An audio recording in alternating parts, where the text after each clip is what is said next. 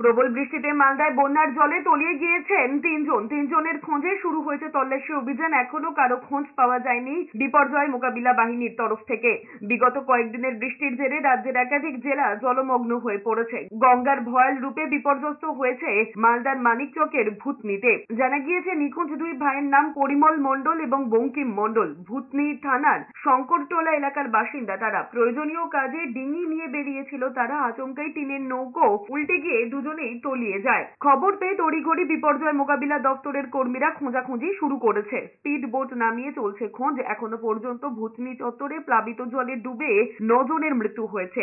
অন্যদিকে মানিকচক ঘাটের কাছে মাছ ধরতে গিয়ে তলিয়ে গিয়েছেন আরো এক ব্যক্তি। বিপর্যয় মোকাবিলা দপ্তরের কর্মীরা টানা তল্লাশি চালিয়েও খোঁজ মেলেনি। এদিকে তীব্র বেগে জল ঢুকছে একের পর এক গ্রামে। জলবন্দী হয়ে রয়েছেন কয়েক লক্ষ মানুষ। 16টি ত্রাণ শিবিরের ব্যবস্থাও করা হয়েছে। দুটা ছেলে মারা গেছে। ওরা পাট ছুটাচ্ছিল বাঁধের উপরে। ওই বাঁধের উপরে যখন পাটটা ছুটানো হয়ে গেছে, তারপরে ওই ডোঙার উপরে পাট বুঝে ওরা দুইজন বাড়ি আসছিল। এর মধ্যে ওই বাতাস উঠেছে, বাতাসে তো ভেঙেছে। ওরা নৌকাতে টিনের ডোঙাতে ডুবে গেছে। এখন বর্তমানে উঠলো কিনা বলতে পারছি।